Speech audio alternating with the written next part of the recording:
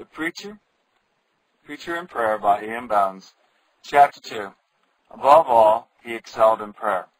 The humanness and the weight of his spirit, the reverence and solemnity of his address and behavior, and the fewness and fullness of his words have often struck even strangers with admiration, as they used to reach others with consolation. The most awful, living, reverent frame I ever felt or beheld, I must say, was his prayer. And truly, it was a testimony. He knew and lived nearer to the Lord than other men, for they that know him most will see most reason to approach him with reverence and fear. William Penn on George Fox. The sweetest graces, by a slight perversion, may bear the bitterest fruit. The sun gives life, but sunstrokes are death. Preaching is to give life. It may kill. The preacher holds the keys. He may lock as well as unlock. Preaching is God's greatest institution for the planting and maturing of the spiritual life. When properly executed, its benefits are untold. When wrongly executed, no evil can exceed its damaging results. It is an easy matter to destroy the flock if the shepherd be unaware or the pasture be destroyed. Easy to capture the citadel if the watchman be asleep or the food and water be poisoned. Invested with such gracious prerogatives, exposed to so great evils, involving so many grave responsibilities, it would be a parody on the shrewdness of the devil and a libel on his character and reputation if he did not bring his master influences to adulterate the preacher and the preaching. In face of all this, the exclamatory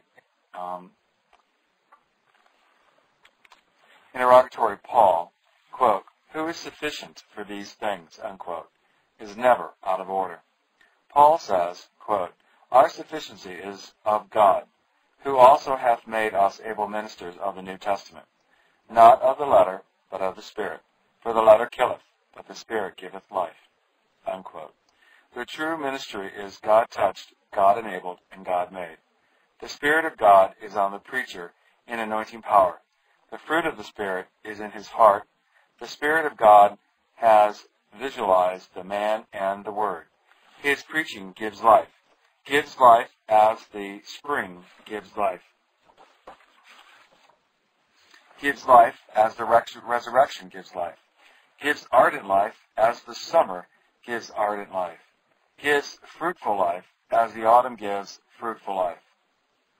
The life-giving preacher is a man of God, whose heart is ever athirst for God, whose soul is ever following hard after God, whose eye is single to God, and in whom, by the power of God's Spirit, the flesh and the world have been crucified, and his ministry is like the generous flood of a life-giving river. The preaching that kills is non-spiritual preaching. The ability of the preaching is not from God. Lower sources than God have given to its energy and stimulant. The Spirit is not evident in the preacher nor his preaching. Many kinds of forces may be projected and stimulated by preaching that kills, but they are not spiritual forces. They may resemble spiritual forces, but they are only the shadow, the counterfeit life they may seem to have, but the life is magnetized. The preaching that kills is the letter. Shapely and orderly it may be, but it is the letter still, the dry, husky letter, the empty, bald shell. The letter may have the germ of life in it, but it has no breath of spring to evoke it. Winter seeds, they are, as hard as the winter soil, as icy as the winter's air. No thawing nor germinating by them. The letter preaching has the truth. This letter preaching has the truth, but even divine truth has no life-giving energy alone. It may be energized by the Spirit, with all God's forces at its back. Truth, unquickened by God's Spirit, deadens as much as, or more than, error. It may be the truth without admixture. But without the Spirit, its shade and touch are deadly. Its truth, error. Its light, darkness. The letter preaching is unctionless, neither mellowed nor oiled by the Spirit. There may be tears, but tears cannot run God's machinery. Tears may be but summer's breath on a snow-covered iceberg, nothing but surface slush. Feelings and earnestness there may be, but it is the emotion of the actor and the earnestness of the attorney. The preacher may feel from the kindling of his own sparks, be eloquent over his own exegesis, earnest in delivering the product of his own brain. The professor may usurp the place and imitate the fire of the apostle. Brains and nerves may serve the place and fend the work of God's Spirit, and by these forces the letter may glow and sparkle like an illuminated text. But the glow and sparkle will be as barren of life as a field sown with pearls. The death-dealing element lies back of the words, back of the sermon, back of the occasion, back of the manner, back of the action. The great hindrance is in the preacher himself. He has not in himself the mighty life-creating forces.